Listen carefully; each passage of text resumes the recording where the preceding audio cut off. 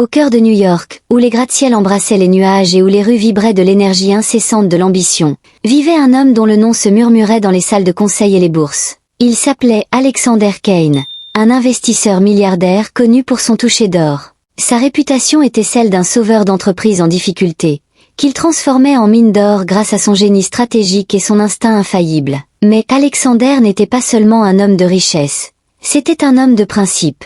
Il croyait en l'intégrité, la compassion et le pouvoir des secondes chances. La vie d'Alexander n'avait pas toujours été synonyme d'opulence. Il avait grandi dans une petite ville pauvre, où il avait appris la valeur du travail acharné et l'importance de traiter chacun avec dignité, peu importe sa condition sociale. Son ascension vers la richesse avait été fulgurante, mais non sans douleur. Il avait perdu sa chère épouse, Eleanor, des suites d'une maladie rare des années auparavant, et sa disparition avait laissé un vide dans son cœur qu'aucune somme d'argent ne pouvait combler. Eleanor avait été son ancre, sa boussole morale, et son absence l'avait poussé à honorer sa mémoire en aidant ceux dans le besoin. Par un frais matin d'automne, alors qu'Alexander était assis dans son pentouse surplombant Central Park, il reçut un appel d'un vieil ami, Martin Grave, un analyste financier qui suivait de près une petite banque régionale du Colorado, appelée Boulder Ridge Trust. La banque était au bord de l'effondrement, sa réputation entachée par une mauvaise gestion et une série de prêts risqués. Martin était convaincu qu'avec l'intervention d'Alexander,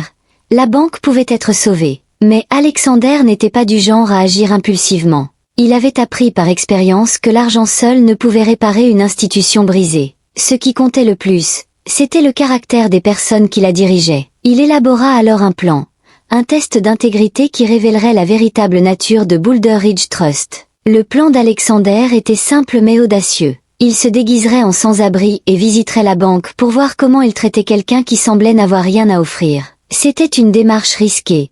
Mais Alexander n'était pas étranger au risque. Il avait bâti sa fortune en prenant des paris audacieux, et celui-ci n'était pas différent. Il passa des jours à se préparer pour sa transformation. Il laissa pousser sa barbe, salit ses vêtements et s'entraîna à marcher avec une légère boiterie. Il loua même un petit appartement délabré à Boulder pour s'immerger pleinement dans son rôle. Lorsqu'il eut terminé, il ne ressemblait en rien au milliardaire élégant qui ornait les couvertures des magazines financiers. Il n'était plus qu'un visage parmi tant d'autres, invisible aux yeux du monde. Le jour de sa visite, Alexander se réveilla tôt, le cœur battant d'un mélange d'excitation et d'appréhension. Il savait que ce test ne déterminerait pas seulement le sort de Boulder Ridge Trust, mais révélerait aussi quelque chose sur lui-même.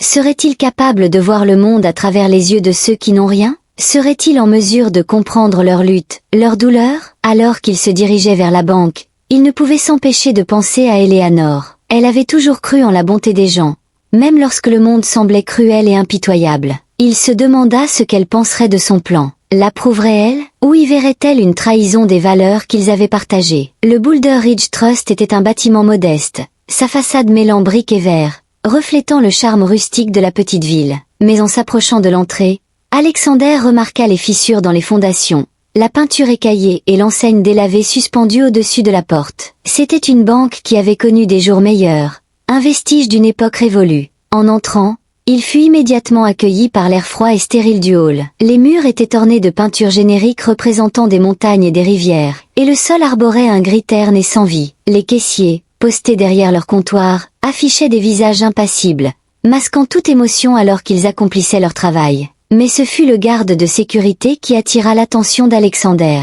C'était un homme robuste au visage fermé et à la posture indiquant qu'il ne tolérerait aucune plaisanterie. Lorsqu'Alexander s'approcha, le regard du garde se plissa, et il fit un pas en avant pour lui barrer la route. « Je peux vous aider ?» demanda le garde, un ton chargé de suspicion. Alexander hésita un instant, puis répondit d'une voix douce, presque timide.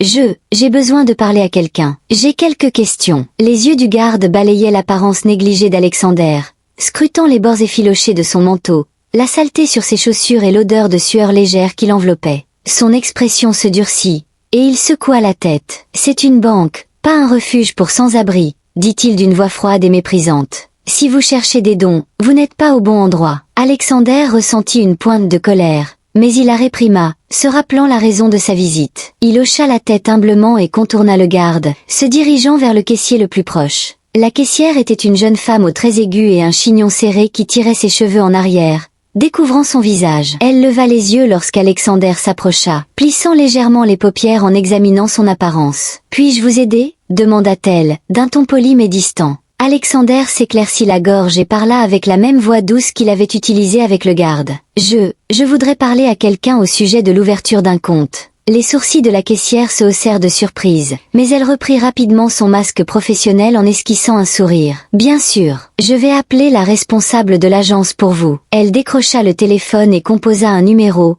parlant à voix basse. Quelques instants plus tard, une femme émergea d'une porte derrière le comptoir. Elle était dans la quarantaine, avec une expression sévère et une attitude pragmatique. Elle se nommait Margaret Hay, et elle était la directrice de l'agence Boulder Ridge Trust. Margaret était une femme fière de son efficacité et de sa capacité à diriger son agence d'une main de fer. Elle avait gravi les échelons à la force de son travail acharné et avait peu de patience pour ceux qui, selon elle, manquaient de discipline. En s'approchant d'Alexander, son regard le scruta avec un mélange de curiosité et de mépris. « Puis-je vous aider ?» demanda-t-elle, d'une voix sèche et professionnelle. Alexander hocha la tête, son cœur battant à tout rompre. « Oui, j'aimerais ouvrir un compte. » Les lèvres de Margaret se pincèrent en une fine ligne. « Je crains que nous ayons certaines exigences pour l'ouverture d'un compte ici. Avez-vous une pièce d'identité? Une preuve de domicile ?» Alexander secoua la tête, baissant les yeux. « Non, je n'ai rien de tout cela. Mais j'ai un peu d'argent. J'ai juste besoin d'un endroit pour le garder en sécurité. » L'expression de Margaret se durcit, et elle croisa les bras sur sa poitrine. « Je suis désolée, mais nous ne pouvons rien pour vous. C'est une banque, pas une œuvre de charité. Si vous cherchez de l'aide, je vous suggère de vous tourner vers le refuge local. » Alexander sentit une montée de colère, mais il s'obligea à rester calme. Il s'était attendu à rencontrer de la résistance, mais la froideur dans la voix de Margaret dépassait ce qu'il avait imaginé. Il prit une profonde inspiration et planta son regard dans le sien. « Je comprends, » dit-il calmement. « Mais je pensais qu'une banque était censée aider les gens. N'est-ce pas votre rôle ?» Les lèvres de Margaret se retroussèrent en un rictus méprisant. « Nous sommes ici pour servir nos clients, pas pour distribuer des aumônes. Maintenant, si vous voulez bien m'excuser, j'ai du travail. » Elle se retourna sur ses talons et s'éloigna, laissant Alexander debout, le cœur lourd de déception. Il avait espéré que la banque ferait preuve de compassion, d'un minimum de compréhension. Mais au lieu de cela, il l'avait rejeté sans une seconde d'hésitation. Alors qu'Alexander se retournait pour partir, une vague de détermination le submergea. Il en avait vu assez. Il savait désormais que Boulder Ridge Trust n'était pas l'institution qu'il souhaitait sauver. Mais avant de quitter les lieux, il décida de révéler sa véritable identité, pour leur montrer les conséquences de leurs actes. Il plongea la main dans sa poche et en sortit un téléphone élégant et discret. En quelques tapotements rapides, il envoya un message à son assistante, lui demandant de préparer un communiqué de presse. Puis, il se tourna vers la guichetière, qui l'observait avec un mélange de curiosité et d'appréhension. « Merci pour votre temps, » dit-il, sa voix calme et posée. « Mais je pense que j'en ai vu suffisamment. » La guichetière fronça les sourcils, troublée par son changement soudain d'attitude. « Je suis désolée, monsieur, mais je ne comprends pas. » Alexander sourit, un petit sourire triste qui n'atteignit pas ses yeux. « Vous comprendrez. » Il se retourna et sortit de la banque, le cœur lourd mais la volonté inébranlable. En respirant l'air frais d'automne, il ressentit un profond soulagement. Il avait accompli ce qu'il s'était promis de faire, et désormais, il était temps de passer à autre chose. La nouvelle de la visite d'Alexander Kane à Boulder Ridge Trust se propagea comme une traînée de poudre. En l'espace de quelques heures, l'histoire était partout dans les médias, et la réputation de la banque était en lambeaux. Les clients retirèrent leur argent en masse, et le cours de l'action s'effondra. Margaret tenta de sauver la situation, mais il était trop tard. Les dégâts étaient irréparables. Le conseil d'administration de la banque convoqua une réunion d'urgence, et Margaret fut contrainte de démissionner. Alors qu'elle vidait son bureau, elle ne pouvait s'empêcher de penser à cet homme sans abri qui était entré dans sa banque ce jour-là. Elle l'avait rejeté sans la moindre hésitation, et à présent, elle en payait le prix. Mais Margaret ne fut pas la seule à souffrir. Toute la ville de Boulder Ridge subit les conséquences de l'effondrement de la banque. Les entreprises qui dépendaient de la banque pour leurs prêts furent contraintes de fermer, et les familles qui avaient confié leurs économies à l'établissement se retrouvèrent à lutter pour joindre les deux bouts. Quant à Alexander,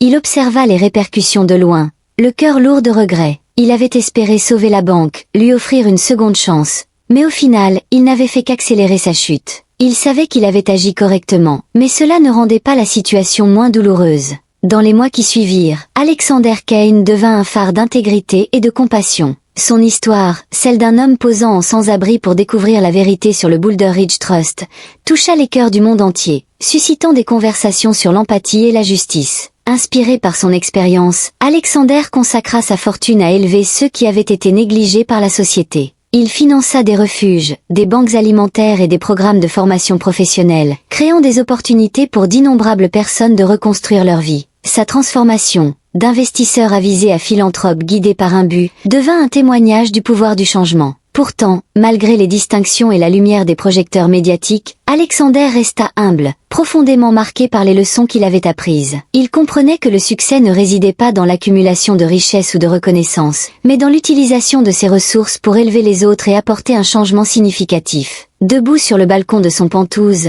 Alexander contemplait la ville qui s'étendait en dessous, une ville qui, autrefois, représentait l'ambition et la compétition, mais qui désormais symbolisait le renouveau et l'espoir. Le bourdonnement de la vie résonnait depuis les rues, rappelant les innombrables vies qu'il avait touchées et les vagues de changements qu'il avait déclenchées. Pour Alexander Kane, la véritable victoire ne résidait pas dans les acquisitions d'entreprises ou la fortune qu'il avait amassée. Elle résidait dans la prise de conscience silencieuse et puissante que le véritable caractère se révélait dans la façon dont on traitait ceux qui n'avaient rien à offrir en retour. Le souvenir du Boulder Ridge Trust et des personnes qu'il y avait rencontrées restait gravé dans son esprit. Un rappel poignant des dures réalités du monde et de la différence qu'une seule personne pouvait faire. Alors que le soleil disparaissait sous l'horizon, peignant le ciel de teintes d'or et de cramoisie, Alexander ressentit un profond sentiment de paix. Il avait affronté le défi, découvert la vérité, et y avait agi avec courage et compassion. À ce moment-là, tandis que les lumières de la ville scintillaient, Alexander Kane savait qu'il avait passé le test ultime, non pas en tant qu'homme d'affaires, mais en tant qu'être humain. Merci d'avoir regardé jusqu'à la fin. J'espère que cette histoire vous a plu. Si c'est le cas, n'hésitez pas à aimer la vidéo et à la partager avec vos amis. Abonnez-vous à notre chaîne et activez la cloche de notification pour plus d'histoires fascinantes. Passez une bonne journée.